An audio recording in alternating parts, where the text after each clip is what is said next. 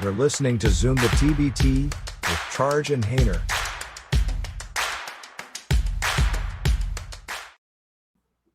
Oh my God, here we go. It is season 5. We are still absolutely broadcasting to our dozens of listeners. Charge, 5 seasons. Yeah, what a way to kick it off too. We did not do this intentionally, but it is Cinco de Mayo, so we got the 5th of May launching our 5th season.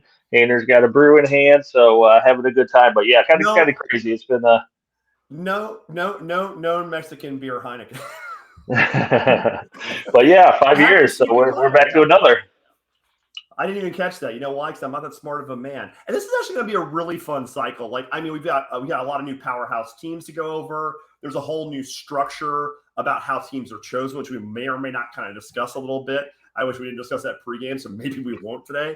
We've got some new powerhouses, some new venues. Charge, this is a really interesting change of gears in season 11, isn't it? Or yeah, season 11 TBT. Yeah, no, I think this cycle is, like you said, it's new, it's different. I think you're going to see a big shift in the quality of teams and the teams that are showing up. The 8 regionals model, which we'll talk about, has been really, really successful for TBT and driving attendance. So it's going to be, once again, another fun event, and it keeps getting better every year. So I think we're going to see a big lift off this year more than we have in the past. I think that's fair. Let's talk about those regions real quick just now, in fact. So they've really started to concentrate in the Midwest and the Southeast, and we wish that the our West Coast guys would get some love. That's not going to happen this year. As you see, that cluster of the 6. Yeah, you don't give a damn. I know. You're like, Midwest forever. I'm like, yeah. Well. So, Charge, obviously, you live within spitting distance of the Butler region.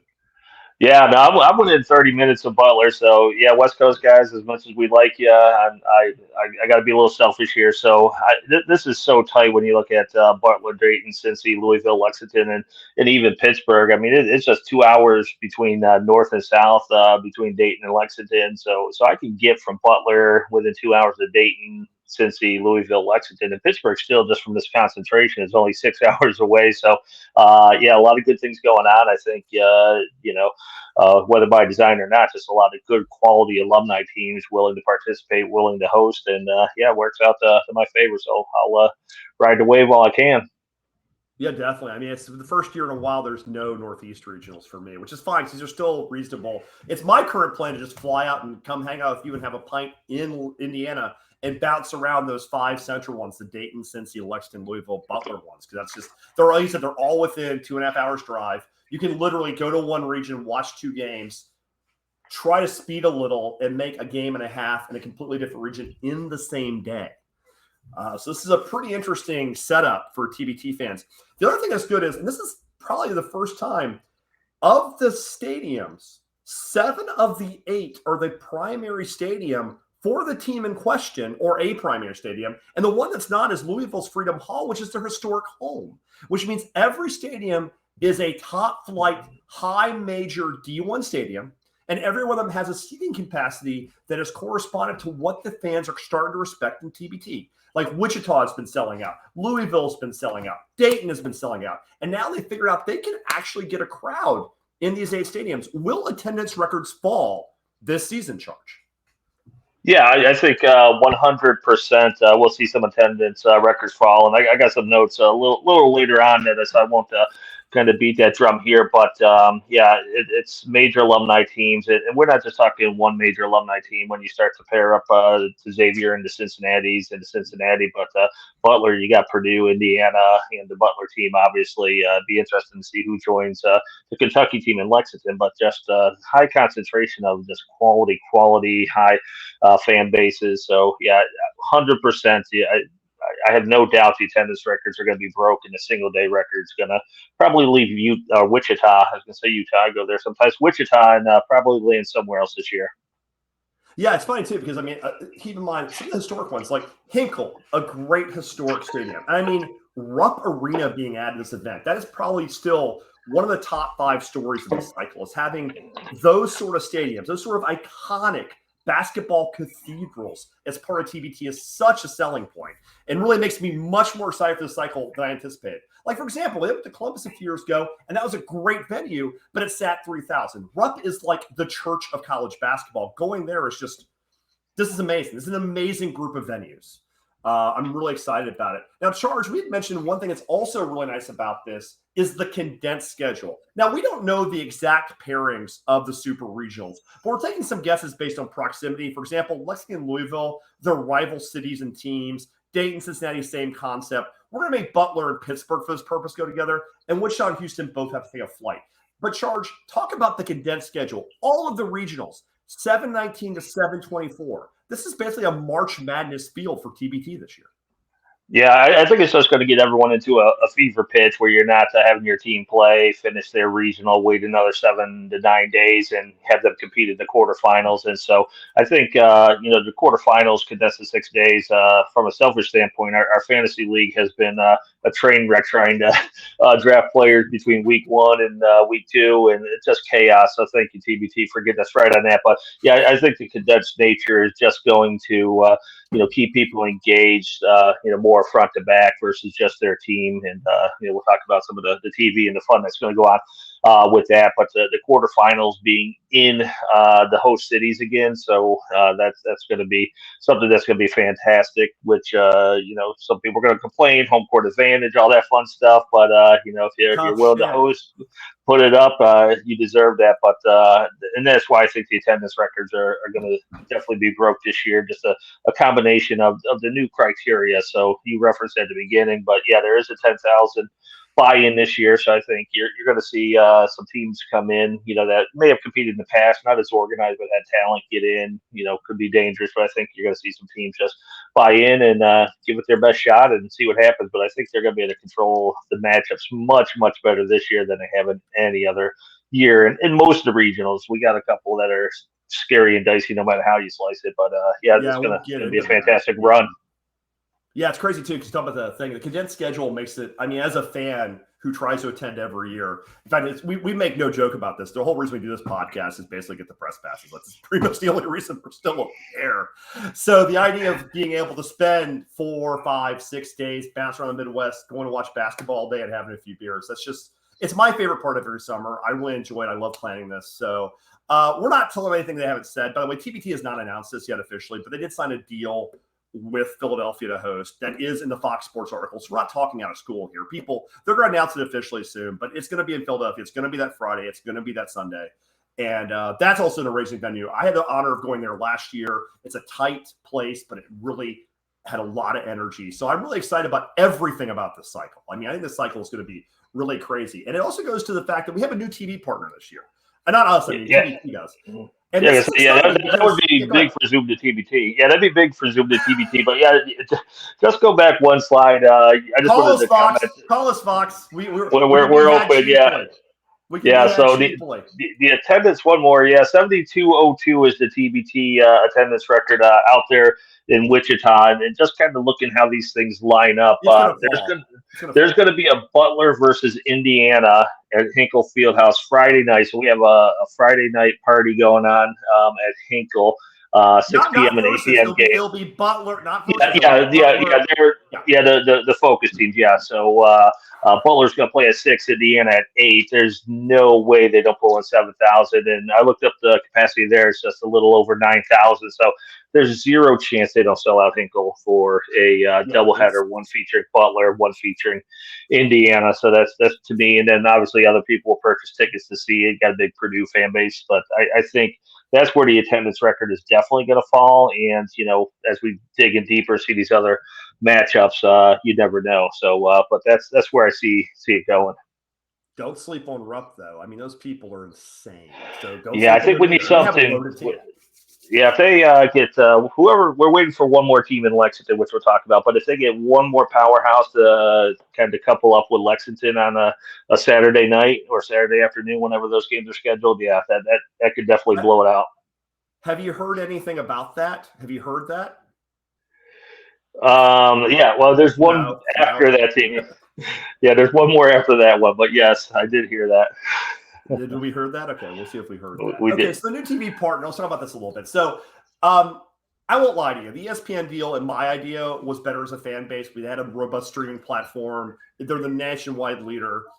It's initially when I saw this, I was a little disappointed. And then I started digging into this. This actually is a good deal for a variety of reasons. A charging comment after. Let me know if you agree. One is future deals will be easier if you tell your partners that are not giving enough money that you're willing to walk away. So changing, it's the whole thing about being an employee. The only way you get a raise is to change jobs. That's how it works. Loyalty means absolutely nothing in business. So the reality is, like, if you want more money, you got to go somewhere else. So right there, getting another bidder involved, getting someone else in here is great. And the other thing that really makes me excited about this is there are 3 over-the-air games. TBT in its 11 years has become a very legitimate part of the basketball landscape. It is the summer event. With all due lack of respect for the big 3 or whatever those bozos are doing, this is the event of the summer. And having 3 over-the-air games where you're on actual free TV is the last step in full legitimacy TBT needs. So being on the air 3 times, that's an amazing coup for them. So I was really concerned about the TV deal. And in fact, when the schedule was starting to be talked about, I'm like, there's not going to be a TV deal. There's only going to have like 5 days. And I just misunderstood what they were doing. And this seems like a real coup for the powers to be at the home office. This is a pretty big deal for fans. Charge, what's your take on the TV deal? Yeah, no, I'm excited about it. It wasn't something I was kind of researching or getting into until we started discussing and planning this show. But I one metric I wasn't aware of, but FS1 actually has is carried in more households than ESPN is right now. So they got a larger reach than ESPN, and then obviously Fox itself has 115 million. Households that they're carried in. So it's just a significant number of people. And then FS2 obviously still looks like they're about 15 million more than ESPN2. So it seems like just a much larger reach than I expected. I wasn't expecting that data to come out. Really? There It came from 15 more. 15 more. FS2 versus 15 ESPN2. million, not actually 15 million. Huh. Yeah, million. Yeah. So there's a significantly higher reach than Fox or on Fox than there was on ESPN. So it's significant. I wonder why. That's you know what it is there's different. You know what it is also the sports tiers are somewhat different. Because remember the carriage fees. And there's a whole book about, if you ever read the book on ESPN, those guys have all the fun, the oral history of ESPN. They talk about carriage fees, and I always wondered about that. And ESPN, I think, makes like $10 or something, or even more per subscribers. I don't think FS1 or FS2 charge subscriber fees and allow that, which means there more cable companies on these sort of slim streaming packages are willing to carry them at a lower price. Like people push ESPN to a different tier sometimes. So they have some like Fox, Slim has a Slim package. They used to with the Fox sports thing. So that might be one of the reasons households are sizing up. I didn't know that. That's kind of crazy. Yeah, it was significant. And this is some data that was published by TBT. So I trust it to be credible. But the trajectory has just been amazing. The past couple of years, the in arena attendance is up 114%. The viewership on ESPN last year was up 11%. ESPN2 was up 23%, and so now with we believe the in arena is going to go through the roof with this greater reach with Fox Sports. It could really take TBT to a level they have never seen, and really be a great launching pad.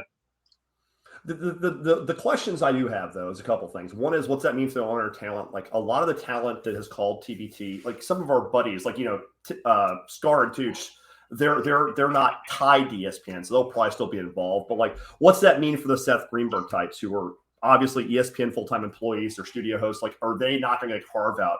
Does that mean we get Gus Johnson? I mean, I doubt it. I think Gus is probably busy, but I mean, having Gus Johnson at TBT would be like a dream come true for calling games. That'd be amazing. So yeah, I guess what happens? Go ahead. Yeah, no, I guess that's to be determined. But what happens to the other 36 games? That's the thing I'm curious about. Like, are they going to be on Fox Sports app or Fox Sports Now app? Are they going to go to YouTube again, like the old TBT was, like maybe 3, 4, 5 years ago? Like, what happens to the back half of the inventory? I'm curious about that. Like, does it go to does Fox plan on doing them streaming? Are they going to be on YouTube? Are they not going to be available? So, like the other 33 or 36 games involved, what's that mean? And that's what I'm kind of curious about, is what that means for the other games. But still, this is a big story. Yeah. Obviously, they got to be available somehow, some way. But I guess that is to be determined as we kind of quickly approach. I think the news cycle schedules and whatnot gets fever pitch as you get towards June 20th, I believe, is when they're doing the bracket reveal, and they'll usually have a show. So I Right. think we'll learn about. I think we'll learn a lot about what the broadcast is going to look like as we get closer to those dates. Yeah, I already feel like the Fox team's already taking this a little more seriously than ESPN every day. Like they've mentioned on Twitter a lot. John Fanta, who's a big basketball guy, has been talking a lot about Oh this. yeah, Fanta, good So call. I think they're going to treat it as more of a partner than the ESPN has in last years. And look, I love slam ball. Slam ball's a blast. I love watching it. But like the idea of taking slam ball over TBT to me is insane. And that's a guy who loves slam ball. Slam ball's the best, but like it's not TBT. So I mean, it's almost as bad as taking the big three over this, which would just be something like a stupid. Insane. I just like giving the big T crap. Okay, let's get into the regions. Let's stop talking crap about the big three. Let's get into the regions. So Wichita, obviously, these are obviously your champs usually in attendance. They might have competition this year. The Shocks are coming back to host. They're always a tough out in their own building. And TNT is leaving the Midwest to go back to Wichita. We've talked to Terry Hughes before. He likes to go somewhere kind of quiet, somewhere it's off the beaten path to keep his team focused. They've also amicably separated from ALS. They're going back to their original names. That's kind of interesting. And then you have Team Colorado, Ram Up, and of course, one of the multiple TBL teams this year in Midtown Prestige. Charge 3 spots left. How do you see this shaking out? Yeah, hopefully we'll see kind of mastery that Kansas team come back. They were real interesting last year and played well despite their roster was in flux the whole time as is normal for TBT cycles. And then the purple and black, if they round this region out with those two teams, that still leaves one more. This is going to be a real interesting one. To your point, Colorado and Colorado State have both competed and competed well in TBT, but it's going to be good. I think to beat those attendance records, they're going to need to get something a little extra behind Wichita, and hopefully that's going to either be K-State or Kansas to do it.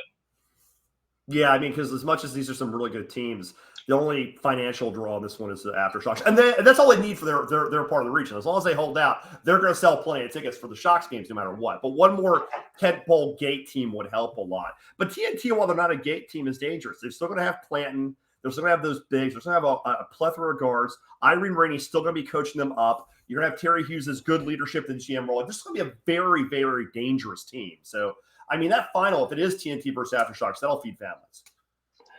Yeah, and this year is just really interesting because this is the first time we've ever known the teams that are going to be in TBT before TBT reveal show. Obviously, we kind of guess them as they go. So this is a different dynamic, and so our bracketology will look a little different. So we'll be more focused on the seeding and talk about the players and matchups. But yeah, it's not going to exist this year. We're not going to bother. I mean, what are we going to do with this? Like the seeding, yeah. So we'll know the 8, but Florida TNT's got to like where they're sitting right now. I think they feel pretty good. Yeah. I mean, I got to keep them on separate sides. So if you're Terry, you're just begging, like, I don't care what seed, 2, 3, 5, or 7, just keep us away from the Shocks as long as possible. Not because they can't beat them, because it's a road game, and road games are always tough for the non-alumni teams. Okay, let's get into this. We've also got the Houston Regional. This is a new regional led by Forever Cougs. Now, I am a Memphis fan, as you all know, and Houston tortured Memphis for years. So I'm looking at this roster. Rob Gray comes from a very talented Herd That team, goes to Forever Cougs, founds that team, and then it's like a nightmare listing of all these players who have tortured Memphis in the American Conference the last 10 years, coming to just beat the crap out of other teams. Like, this is a really nice thing with Austin's own, the Enchantment, once a Bronco, again, one of the TBL teams in LA Ignite. But like those Cougs, with the people they are bringing aboard, they're going to rebound, they're going to play defense, they're going to be on the home floor. Like, that's a really dangerous setup for them. Yeah, I mean this is set up nicely for Forever Cougs, but this is going to be one of the deeper regions. We're still waiting to hear about Bleed Green. We're still waiting to hear about Air Raiders, and both of those teams, if they end up in Houston, this is going to be just another one of those just kind of slugfest. But Forever Cougs is set up nice, getting the host, but Austin Zone is going to be better. Enchantment's shown they can win games and go deep. Once Bronco was great in their one appearance, ended up losing. But yeah, I'm liking what we're seeing here, and this could be just another one of those really big draws down in Texas. I am curious though, because Houston has a really weird rep, not the team, but as the city of being a pro sports town. Like college sports and high school sports are huge in Texas, but Houston, in my understanding, I could be wrong, is much more of they're not as much of a college place. I mean, obviously, UT Austin's team, Austin's own, will definitely draw regardless of stadium. In fact, I wouldn't be surprised if they were the actual de facto home team, even though it's Houston's floor, because everybody in Texas is a Longhorns fan. But I'll be really curious to see what happens with that sort of region. It'd be a lot of fun. I mean, I think that could be a very interesting region. And if we got the Cougs versus the Shocks in a super regional, that would be an amazing, amazing matchup. Okay, Pittsburgh. Now, this is interesting. Now, I last year was in Wheeling, West Virginia, which is about an hour from Pittsburgh. And that hour is one of the longest hours of my life because Wheeling is not a world-class city. And we're going to leave it at that. That's all we're going to say about Wheeling today. Wheeling's perfectly fine for what it is. It's no Charleston, West Virginia, which is a much nicer place, but it is what it is. But you have the Zoo Crew hosting. They were very decent last year, bringing back a lot of guys. You have West Virginia, which is in a bit of a rebuild because I think last year might have been Jones's last year, and obviously Flowers is starting to slow down a little. So that might have been both their kind of last roles, years as either contributors or stars. But what I'm most interested in this roster matchup is definitely the Stars of Stores. Like this is the team, the non-host team that's coming in is probably the most well-backed, well-financed, so to speak, with an NIL team behind them. Like, is this a team that could really just flip the entire script on the entire tournament this year? Yeah, I think we have to see how that roster kind of builds out. But right now, you have to assume these guys are going to kind of come with the best of UConn. I mean, they're so resource deep. I think they probably have the deepest pockets in the TBT at this stage of the game, based on what we know. And Syracuse has lost some of their support, which they used to come really, really right. So I think they're going to focus, obviously straight on UConn. But if they need to get a guy or two, that's not going to be an issue whatsoever. But this thing's building up to be once again another one when you're looking at the locale here. So if you're in Pittsburgh and some of these matchups come up for the sessions, and you got Pittsburgh, the West Virginia, Penn State, UConn's going to draw good, but I think the wild card here is some of those other regional teams like Buffalo, Syracuse. If they fill out this region, then you're looking at a pretty deep and fun region as well. What's really interesting, too, is the Du Bois stream. I got it right this time. I always mispronounce it. You did. Good for you. Good for you. Oh, my God. I got it right. They were actually really tough out in the first. The Dubois. They were tough out last year. Yeah, those Weathers brothers were solid, and so they're back. They're listed on the website already. So yeah, they're definitely not going backwards. And I think as teams start to form, some of the alumni teams are going to go strict alumni, but there's plenty of free agents out there. The Jordan Crawfords of the world, which the money team's not coming back in that form. He's out there publicly looking for teams, and so you never know. Some of these folks who may not be, perceived as the top tier teams can land a player or two to complement what they have. You never know what can happen there, but so don't sleep on Du Bois because they played amazing last year. I saw that Jordan Crawford's a free agent this year. I'm surprised Fredette didn't reach out immediately. That's interesting to me.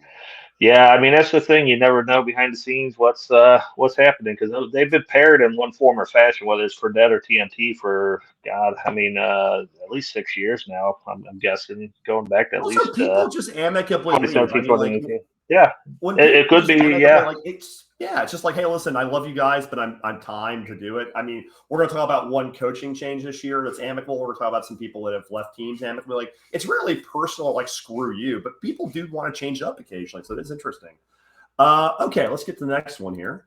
Now, this is interesting. Now, I will confess, I don't live where Charge lives. He lives in Indianapolis. He will, again, be 30 minutes from us. I live in New York City, so I haven't had a regional since Rucker Park. And I probably won't for the foreseeable future because it's an expensive city and no one wants to come here. I got that. So I was going to spend most of my time in Lexington and Louisville. And that is still probably the plan. But this Butler regional has got me completely rethinking things. First of all, it's full. Second of all, you've got some heavyweight new teams. All Good Dogs, which is my favorite team names, is again, obviously a big dog guy. But also you've got, they'll be the host of the Butler alums. Assembly Ball, which is an insane, like Indiana finally has a team that's met. That's exciting. And the crew's coming back. And then we have the new thing, the Fail Harder team, which you should talk about because your boy Kyle Guy of Charge Fame is there. But then we have our old friends. We've got Fort Wayne Champs, who are always a tough out. We got Everland Drives with an impact coaching transfer. They're going to have Vinny Vitrone and his giant ears on their bench this year. The Men of Mackey, who are a wonderful, wonderful squad. And then, of course, you've got Team Arkansas with Barford is already committed to coming back. So this is going to be an all-out war at Hinkle Fieldhouse. Like, how exciting is this, Charge? Yeah, no, it just worked out really good. I was hoping Kyle Guy got in the team. As soon as I saw the singles coming to Butler, I threw that out there on social because Kyle Guy also runs the Pro-Am here in Indianapolis, the Dizzy runs. And so they're just stocked with people who are local in Indianapolis playing. It times out well with their season. So I'm assuming we'll see a good number of those guys. But Kyle Guy, obviously, if doesn't just support the team, but suits up, superstar. So, I'm excited about that. Everyone else in this thing is you may not look at any of these teams and be like, holy cow, they're going to win TBT 2024. But you can't argue about the strength of this. Fort Wayne Champs has, been underrated every single year, despite going deep in the tournament many, many times. So they're going to be amazing as always. Everline has some past success and some recent struggles, but they're always looking to rebound. Purdue, Arkansas have no idea why they're here, but they're probably loving it. They got a great shot. But this is going to be a lot of fun. And then the crew, obviously, I think they're going to be the 8 seed here, just looking at them. And we'll see if Mantis can't help them get to their first win in the TBT. But this is by far, I think, going to be the most entertaining region, top to bottom. These teams are just so good, so solid. This guy really wants to be on camera today. I don't know why. This is Sesame. He's relatively new to the family, and he doesn't understand the desk is not somewhere he's supposed to be right now. So sorry, Sesame keeps walking the frame, but people probably enjoy looking at him more than me. So, Charge, if you had to seed this, let's assume we want to protect Butler and Assembly Ball as long as possible for the gates. We put them on separate sides. Are you going to go ahead and make the 4 heavyweight alumni teams? No disrespect to the crew, but not make them a heavyweight team. Are you going to make them all separates and let them try to kill off the non-alums like Eberline and Fort Wayne? Or are you going to protect some gate and just go ahead and make the tougher alumni teams slit each other's throats? Like, is Eberline and Fort Wayne going to be the 4 or 5 game? Or are you going to basically make them a 3-6 and try to protect some other things? Yeah, I think you have to put Eberline and Fort Wayne as the 4 or 5 game. But what makes that extremely scary, whoever your 1 is got 0 guarantee. But if you can start to work your way back to an IU Butler 2-3, so they may get creative with it.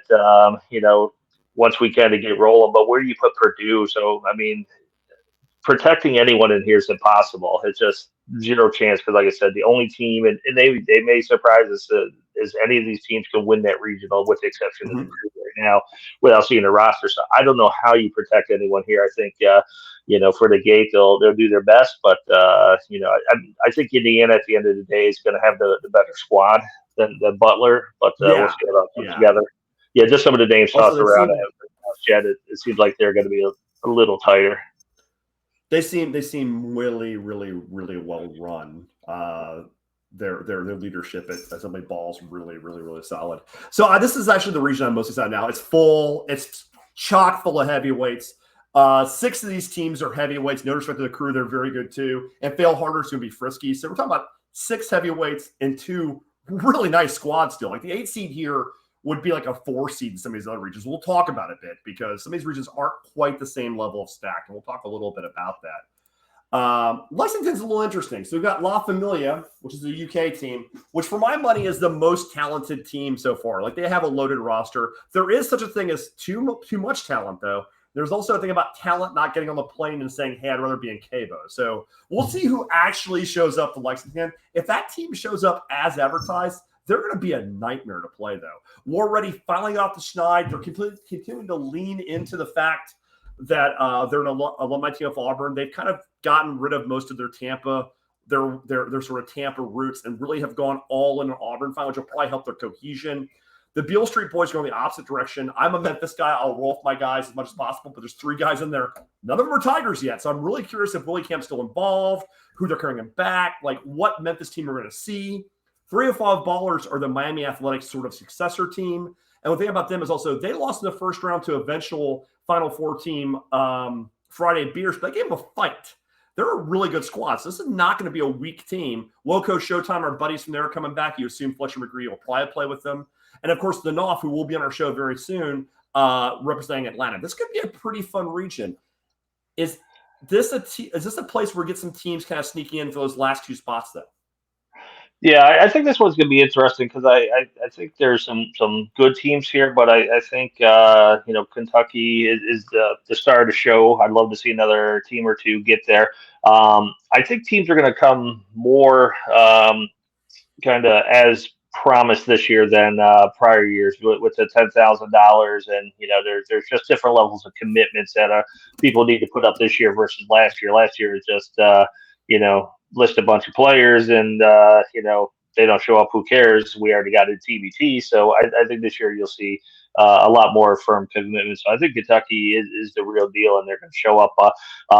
I think Heard That comes here. Obviously, Heard That is not on their website yet, but they have said that they are coming back to TBT, and I think this is a good fit for them here because I think you need a couple more squads to round this thing out. But this might be the year for War Ready to make their move. They're going complete alumni this year, so the full transformation from Tampa 2020 all the way to a full alumni team, and Matt's always hustling. Got a great fan base on the social, and it'd be interesting to see if we can get some of their fans into stadiums. I don't think we've seen enough of that yet, to kind of really propel them into kind of some of those elite TBT alumni teams yet. But if they get the support of their fans, they start showing up in Lexington, they're going to be hard to beat as well. I will say this one thing I don't particularly like about the 10 grand is it does sort of freeze out some teams that just don't have the funding. But one thing I do like about it is you mentioned the commitment thing. Like this is the earliest we've had committed teams in the entire cycle of TBT. And also like that 10 grand does make commitments hold. So the reality is like you're going to see better teams. And also because people are picking their regions based on being admitted already, fans can start planning. Like War Ready, like Auburn fans, if you are listening, buy your tickets. Like, get the hotel rooms. Lexington's a delightful city. You should definitely go watch your team, though. I mean, like, you can buy tickets now. Go to the website. Go to TBT. Buy the tickets. They even have the game times up, which is nuts for this part. I mean, like, I've already put the game times in my calendar. Like, I know where I'm going this summer. So, like, it's kind of crazy that it's this well planned out. I think it's part of the Fox deal. Part of it's the buy-in this year. So, while there's negatives that it will freeze out some teams that lack funding, it definitely helps the event be a little stronger as far as organizationally. So if you're a War Ready fan or you're a Woco fan, you need to get your tickets now before Kentucky buys every damn ticket in the place and freezes you out. You need to get those tickets. Buy your tickets now. Which is possible. Yeah, and the 10K thing, it does sound like a big chunk of change, but my understanding is a lot of the situations behind the scenes where teams can get money back on assets and jersey placements, T-shirts, some of the merch stuff is a lot better for the teams than they have in the past. So you can easily kind of recoup that back in a hurry. So, anyone looking to put a team, you're going to need that minimum just to get the housing and the flights and all that fun stuff. So, I think the right teams are getting in. The right teams are buying in, as we saw from what we're talking about, Virginia Dream 34. They snuck in last year and surprised some people. And so the Knopf was great last year. So I think some of these teams that are buying in are organized, and that's half the battle. You show up unorganized, and that's just a recipe for disaster. Well, I do think we're going to see a lot more teams taking this seriously this year. We're going to see a lot fewer. Like one thing is we've always talked about is late in the game, a team almost every year drops out due to finances. Last year it was Rhodey Away. The year before that it was Tubby Time, former Memphis failure of a head coach Tubby Smith's team. That was fun. They're like, we're coming back. I'm like, you're never getting this again. Like you flaked. They're never going to give you a call back at this point. But no, it's funny because like I think we might get this year, knock on wood, we might be clean. We might get out of this with no drops, which would be pretty interesting. Okay, Louisville. This is actually and I'll say it now, we're trying to get this out of the way. My one bounty I'm putting out this year, again's in Louisville. I paid my bounty last year to Gutter Cats. They got 2 bottles of whiskey off me. Same thing applies this year. You get a bottle of whiskey for your team if you beat Louisville. You beat Louisville, that's the bounty we're saying off the jump. I will pay the team that beats Louisville. And if Russ Smith comes on the show and talks to us, I will buy his whiskey for the team that beats him. At least he gets money for getting whipped. So if Russ Smith comes on the show, I will buy Mr. and Mrs. Whiskey for the team that knocks him out. All kidding aside, though, they're going to be great. I mean, Russ will be back. They're going to have a loaded roster. They're going to be really tough to beat. That bounty might not get paid. They could win the whole thing. I might have that bounty. I might keep that money. They could win 6. There's no reason they can't. But stand their way, sideline cancer, always a strong team. Maybe some changes to the roster this year, but I assume they're still going to have Marcus Keene, still going to have Charlie Parker coaching, still have a deep team of great cause. And the money team is now back to being Team Fredette. You mentioned Jordan Crawford probably isn't playing for them, though. That's kind of interesting. Unknighted, that's your Bellarmine D2 championship. No idea. Yep. And then a couple ones filling out. They're gonna be older than Hardfire, so I've been burned on calling teams old in the past. So and what did Hardfire do last year? And what did Hardfire do last year? What did they do? Age with age comes wisdom and less ego. So yeah, they may surprise us and knock out Louisville in round 1. So we'll never know. Age comes with wisdom. We're still pretty fucking stupid to do of us. DRC, a lifetime, Cromartie's team, and of course Run DFF, a team out of Dallas Fort Worth. Charge. This is obviously the Bills region to win, but like sideline cancer for that, like that'd be a really interesting 2-3 matchup for the right to get my bounty. Yeah, I think so. It's so I mean, we still need 2 teams here. We haven't heard. I don't know about I haven't heard any other names circulating in this region yet. But this one could be dangerous. DeVille can't sleep on any of these teams. Sideline for dead looks to be the 2-3 early, and then the problem with that, DRC can win games if their roster shows up. They've struggled with roster recently. Run DFW is going to be extremely talented as well, and I think this one should play out as planned, just based on where you're seeing the depth in the teams right now. But I don't know without those other 2 teams how this will finalize. So I'm going to reserve too much judgment until I see the last 2. This is also a good place for a heavyweight team to sneak in and just sort of find a place to post up, because as good as sideline and Fredette are, like they're probably not going to be unbeatable. They'll be good. They'll be capable of winning the whole thing, but they're not the level of scary like La Familia is going to be, or one of those, or Hardfire, or those sort of teams. So this might be a good place for a late breaking team to sneak in. Yeah, especially a late breaking alumni team would be nice for this region, because anyone else you fill in here, even if you took a Team Hines, whatever kind of face they put on this year, they've kind of migrated around a little bit, but you'd have sideline for debt, DRC. So DeVille needs a little something here to kind of amp it up a little bit. And hopefully there's another secret alumni team we don't know about that can jazz this thing up. I do wonder though, because as the other ones are filling up, and this is the problem of having everything so condensed, is like because so many teams are so close together. Like, have we bled through all the alumni teams? Like, are they pretty in that region? Like, I mean, we can talk about like, is this where you shove a Carmen's crew if they break late, even though Dayton would be a more natural home because like you need some firepower and Ohio State fans roll? Or is this where you take another Big Ten squad, like a House of Pain, which isn't going to run outside? I don't think they've run in a couple of years, but a team like that and shove it. Like, do you find a late breaking Big Ten alumni team that doesn't quite belong and just shove them here because their fan bases are huge? Or is there an SEC team they can convince to get in this late? Yeah, I mean, I think the more likely one to be Gatorverse. If they do come back, that wouldn't be a bad fit here. But most of the teams who have not declared yet, which I know you had to slide for that, have not been very active on social media. So I'm not anticipating many of those teams left. So we're down to 15 teams remaining. Yep. It got late in a hurry. It got late in a hurry. We're 6 weeks away from announcing the whole field. There's only 15 spots left. It got late early this year. Yeah.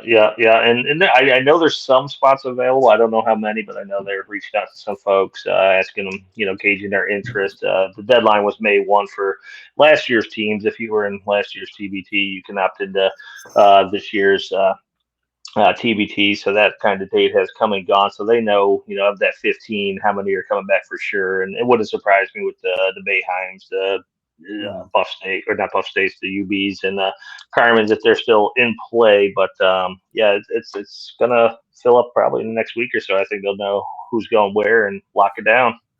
And then we will actually do, if we know all the teams, there's no reason not to do a bracketology. Because I mean, the reality is we'll know. This year we will get the 64 teams right. I think it's safe to say we'll get the teams right. We'll even know the regions charts. We're gonna be prognosticators. Yeah, we've been remarkably close, despite you're just a big time TBT insider, Hainer. So we get all me? the. That's you. You're looking in the mirror. I'm just some bozo that makes some stupid decks. Okay, yeah, so we've done well. We've done well, but this year I want to easy. go back to this for a minute. The unknighted team. I do want to say this also. It's their home floor now. It's Louisville's old home floor, but they use that stadium now. So they actually are the home team here. So they're going to have some people behind them. That's their stadium now. So that might be interesting. Like, they're going to sneak in there. They're going to sneak their fans in. They're going to have the house fans. Like, I don't think they're going to make a 1-8 with them with the Ville. I don't think they can afford to. I really don't think they can. I don't know, just in case. All right, how many of those? What do you got? Heineken's? Well, this is the only one I'm having, you jackass. Screw you. Okay, anyway. There's zero chance. How many people actually show up for a Bellarmine game? Hey, let's not disrespect the Atlantic Sun, buddy. All right, we'll see this one. Okay. Yeah, let's move on. Yeah. Dayton. Okay, so Dayton. Red Scare the host. They got knocked out last year in the first round by India Rising, which we got the people in India Rising. We got Miss India to talk shit before the game, which is still one of my favorite things. Heartfire, the defending champs, are going there, so there's a clear hierarchy at the top two. This is a year we are D3 might have a shot to get out of here. This region does look like it's going to be hard to get in the top two, but that third seed and that first round win is very much up for grabs. The guys are a lot of fun. They've showed out well. They still haven't won a game yet, I think, but they've shown up well. And then Living a Dream, Purple Hearts, and Rise and Grind fill out what will be probably the bottom of the bracket. So, Charge, we'll talk a little bit about if this is D3's year, but Heartfire is probably one of the more interesting teams that we've seen in this recently. They were defending champs. They were 2-0 last year. Did not stop them from winning. They're going to be 2-0 this year. Can they repeat? They have the guns to repeat. Yeah, I mean, and they're looking better on paper than they did last year. So, I mean, they won the whole thing. But Eric Washington was such a big piece of this team 2 years ago, and then they didn't have him last year. And then they got Jordan Bell listed on their roster right now. So they're upgrading two pieces from last year's team. So, yeah, I mean, I see no reason besides age, which is not a reason for them to bow out early here. So this is going to be a tough region for Dayton to win. And I think we are D3 just based on what we see here. I don't think there's any chance they fall below that kind of 4 or 5 line. And obviously that last team's going to be interesting to see who it is. But same thing with the non-alum teams. You'll probably see we are D3 and Living the Dream in a 4 or 5 matchup. And Living the Dream on paper, they had a pretty good squad last year in Thomas Welsh. And, they have access to some great players. So if they put all their pieces together, that'd be one heck of a matchup. But yeah, I think that's what we're going to end up seeing here. But it's all based on that last team to see where everyone shifts kind of from that kind of 3 to 6 range.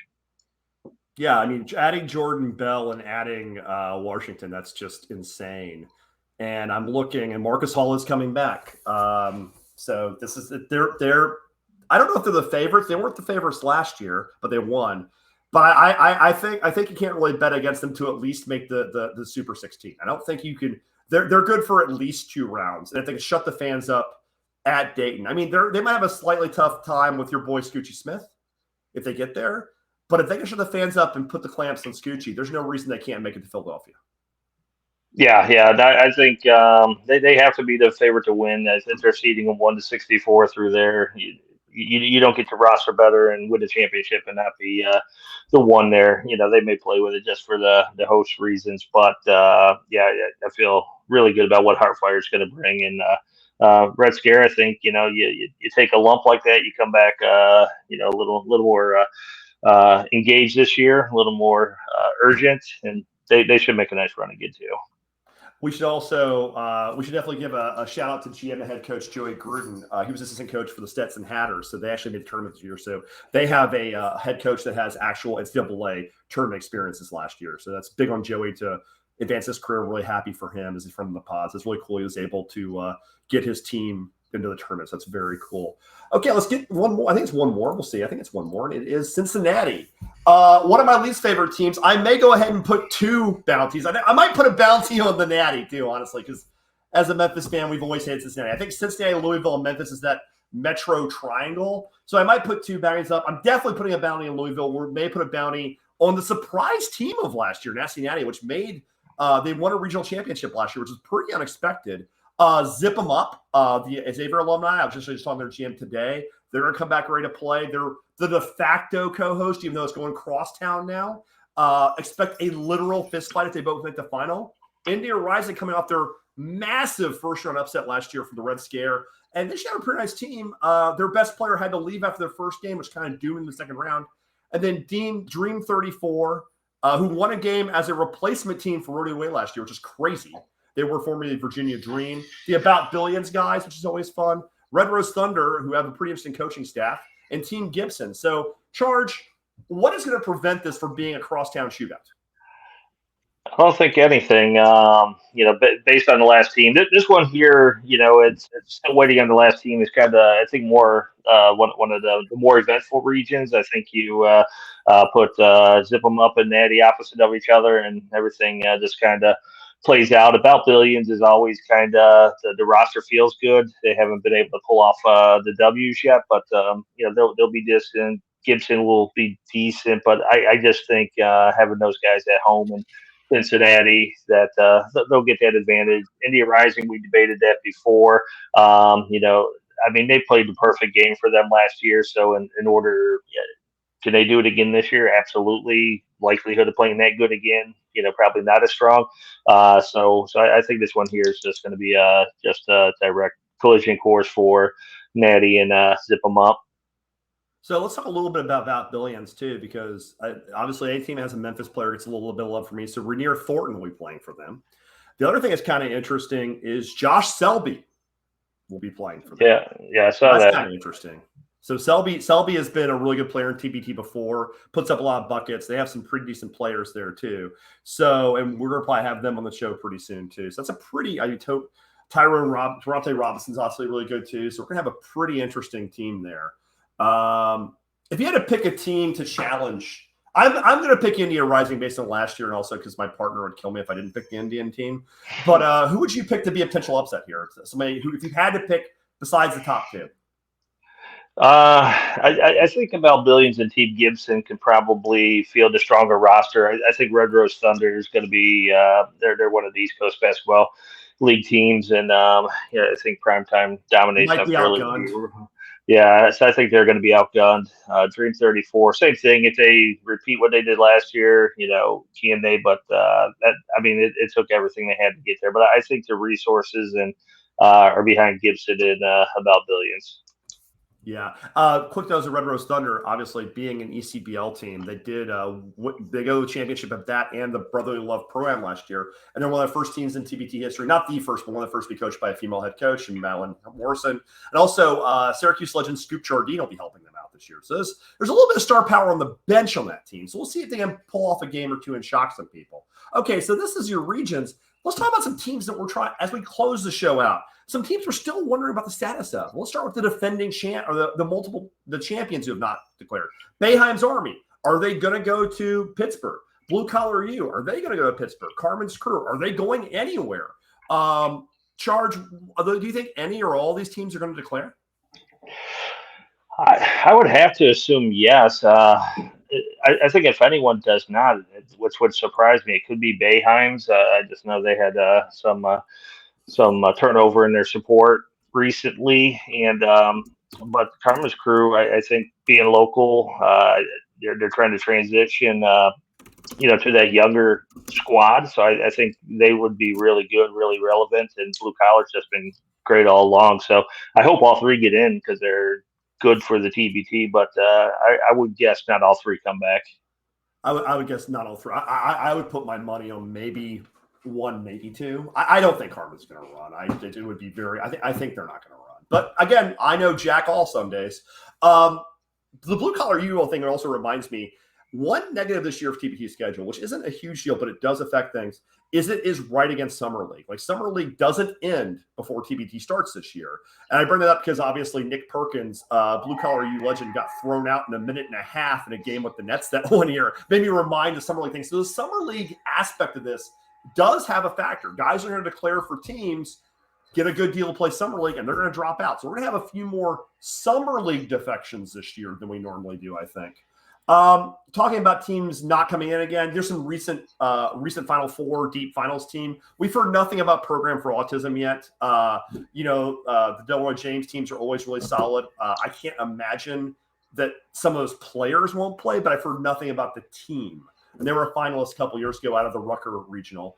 The combined team of Friday Beers, Armored Athlete, Friday Beers went really deep last year. We haven't heard anything about them yet. Bleed Green, I suspect strongly, very strongly, I would put it at 100% they're coming back. They have not declared yet, but I would put it at 100% they're coming back. And heard that that's the wild card, right? They just announced it clear they're going to declare, so they're going to be in. But Charge, where do you think they go? Yeah, I still think they're going to Lexington. Just, it's Huntington, West Virginia's way down there, so it's not a bad drive. It's probably even closer than going to Pittsburgh. So I think Herd that ends up in Lexington, and I would be shocked if Bleed Green, with their recent success in the TBT, does not come back. I mean, they are amazing 100%. team, and they're 100% coming back. I'm pretty sure they're going to be down there. I will bet $100 they're coming back. Then plug them into Houston. Let's do it right now. Plug them into Houston? Okay, we'll put them in Houston, yeah. So that's one. And then we've got some of the deep running teams, some alumni, some not. The Jackson, Tennessee Underdogs have always been in this. They've always been tough out, sometimes going deep, sometimes just being a nightmare to play. Barford, again, has declared he's playing with Team Arkansas. I think that maybe their time's up. I am really curious. I'd love to see them. I love Jackson, Tennessee is like literally a stone's throw from Memphis, Tennessee. So I've always had a soft spot in my heart for them, but I don't know if they're going to have the guns. Their core's gotten a lot older. They don't have Barford. I'd be pretty floored if they entered. Purple and Black could come back. That would really give a needed shot out in the arm to the gate at Wichita. Ram Nation, we're 95% sure.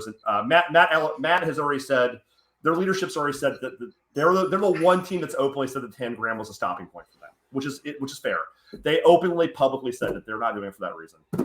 We have heard nothing about the Buccaneers of ETSU, which that surprises me. They've gone deep before. They're usually pretty well organized. That one surprises me a little. Charge, is there a surprise in there for you with that one?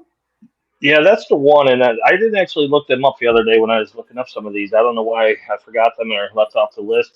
Maybe I just kind of knew they weren't coming back. But that one there is always a great team, and it's not like they've aged out like some of the other teams, like the Jackson, Tennessee team with losing Barford. A lot of their players were, getting on the older side, more tenured guys. But Buccaneers had some good young players, so they have the people that can fill a squad and compete and win the TBT. So, this might be another one of those ones where it's just a matter of time and resources, because we talk about this every year. It's not easy being a GM. This is one of the most GMs are the true thankless superheroes. job. But they're the true superheroes. Yeah, I'm not seeing anything on their social about the TBT recently, so I'm gonna assume that they're not out. They haven't teased anything at all. Your brand name non-alumni teams haven't declared, JUCO product, LA Cheaters, and Gutter Cat Gang. Now, I want to ask you about, there's some rumors that maybe a heavyweight NBA legend is coming in. So I want to ask you both about that and how it feels to be a member of the Casper Ware fan club, the president of it, not having the Cheaters declare. Which one do you want to address first?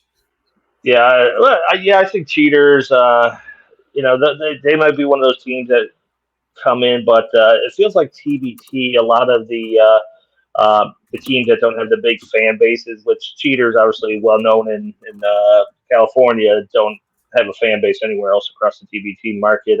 So I think if they were in and paid their 10 grand, we would have seen them there. So I'm going to assume that they're out. But Gutter Cat Gang, obviously, just a really strong team, and everything I understand about that team is that they're not going to come back as the Gutter Cat Gang, but I still think the core team Hines will kind of come back in some form or fashion with some other supporters that are, kind of big in the basketball world to possibly come aside that team.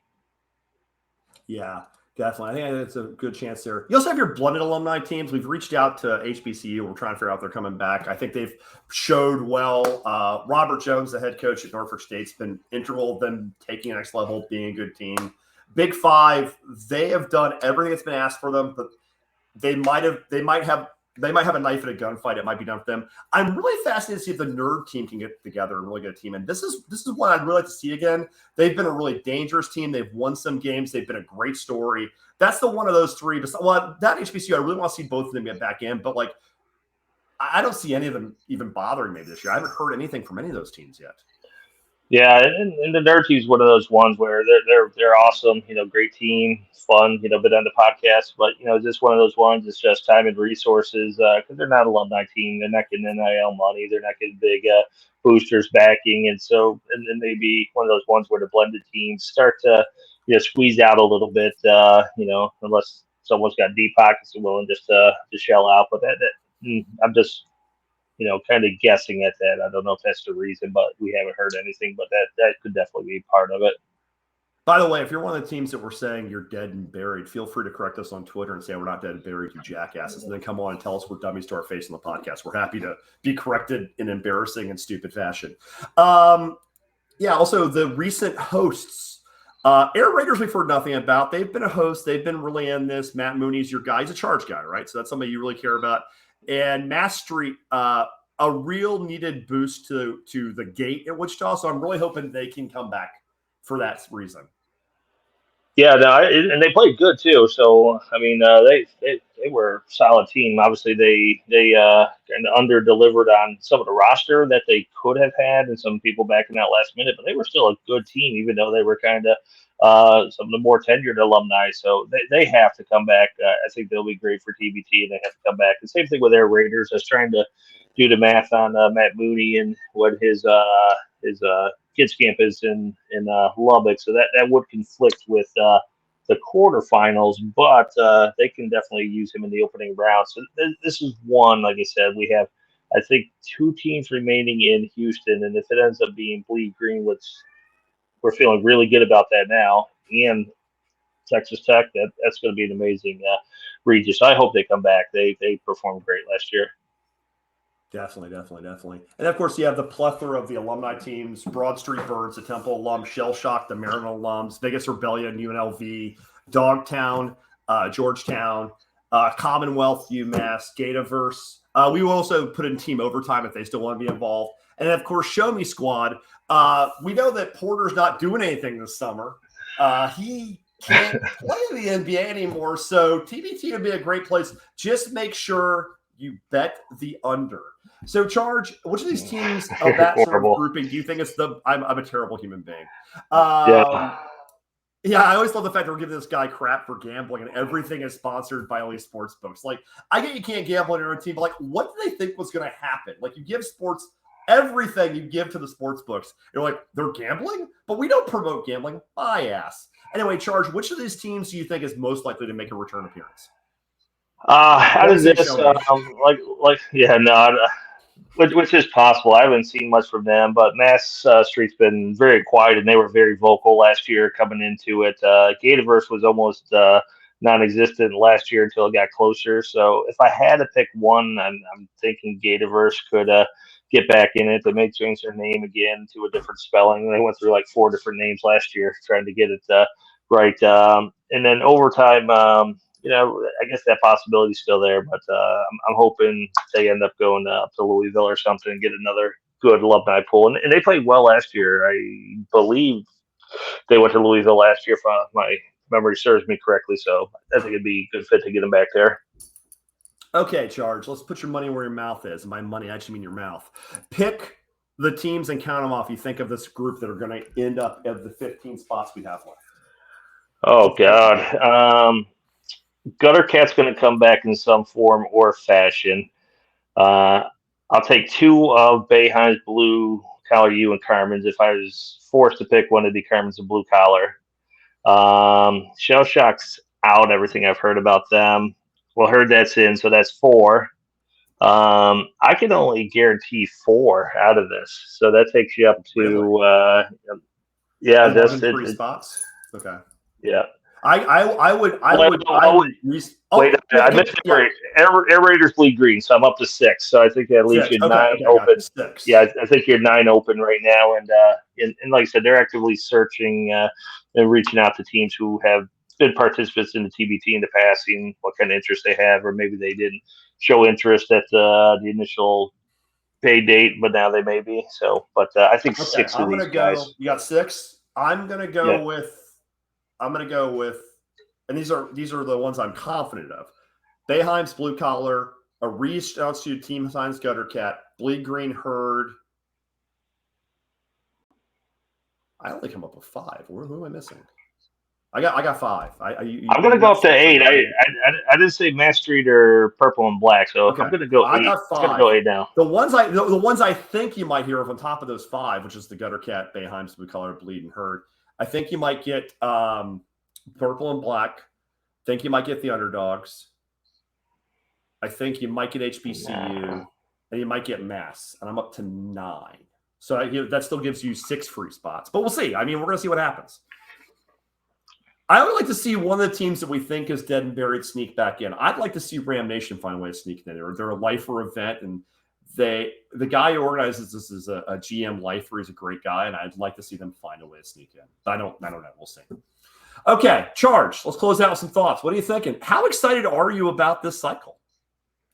Yeah, no, it's like I said, very different cycle than we've dealt with in the past, but it's kind of been a different way to look at it and starting to plan, strategize. But I love the 8 regions. I think that just drives local excitement. Good focus with the local large alumni teams.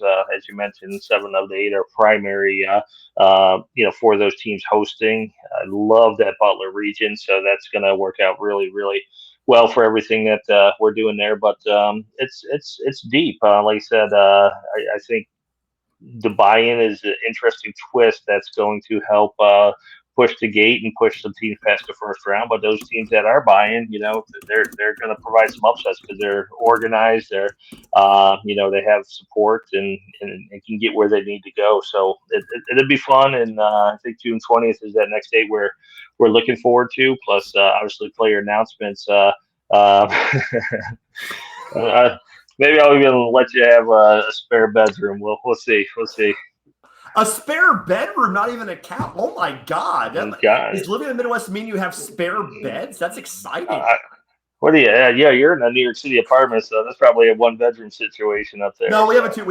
I'm actually this beautiful twin bed there. Which, you're one of those rich one right now. So one of those rich New York City people. We have a 2-bedroom. Oh my God, it's insane. Okay, Charge. So it's a lot of fun. Season 5. This is gonna be a great cycle. Any closing words? Are we good here? No, we're good. We'll keep at it. We'll keep providing some news and semi-interesting content, and we'll see how TBT 2024 plays out. Okay, Charge, as always, a pleasure. Stay on after. This has been Zoom the TBT with Charge and Hayner. We're going to go ahead and sign off. Hope you enjoyed listening to Zoom the TBT with Charge and Hayner. Subscribe to YouTube, follow on Twitter, and give us your money.